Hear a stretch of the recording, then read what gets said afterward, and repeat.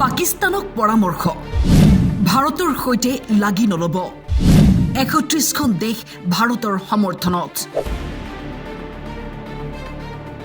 ভাৰতৰ সৈতে যুদ্ধ নকৰিবলৈ পাকিস্তানৰ প্ৰধানমন্ত্ৰী শ্বাহবাজ শ্বৰীফক দেশখনৰ প্ৰাক্তন প্ৰধানমন্ত্ৰীয়ে পৰামৰ্শ দিছে কয় ভাৰতৰ সৈতে যুদ্ধ নকৰাই ভাল এই সময়ছোৱাত ঠাণ্ডা হৈ থকাই ভাল হ'ব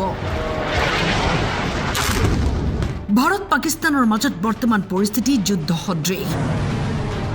ভাৰতে একশন লোৱাৰ পূৰ্বে পাকিস্তানত বান পৰিস্থিতি 20 से 30 फुट ज्यादा कर दिए गए हैं इस वक्त आप देख सकते हैं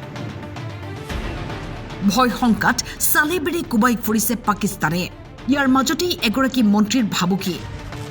৩১টাকৈ পৰমাণু অস্ত্ৰ আমি সজাবলৈ থোৱা নাই ই ভাৰতৰ ফালে টুৱাই থোৱা আছে ভাৰতে এখোজ আগবাঢ়িলেই আমিও দেখুৱাম শক্তি ভাৰতক উৰুৱাই দিয়াৰ ধমকি দুৰ্ভিক্ষ পাকিস্তানৰ সমগ্ৰ বিশ্বৰ আগত পৰিচয় তেনেই শোচনীয় ধাৰত পজোৱা দেশখনৰ খাবলৈ নাই দেশে বিদেশে ভিক্ষা খুজি ফুৰিছে তাৰ পিছতো ডাঙৰ ডাঙৰ কথা অন্য শক্তিশালী দেশেও জানে পাকিস্তানৰ অৱস্থা কি পিছে ভাৰতে এনে খেল ৰচিছে যি খেলৰ পৰিণতি শত্ৰু দেশখনৰ নাতি পুতিলৈকে মনত ৰাখিব লাগিব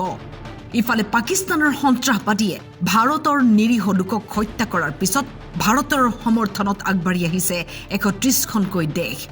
তেওঁলোকে ভাৰতৰ লগত আছে বুলি স্পষ্ট কৰি দিয়ে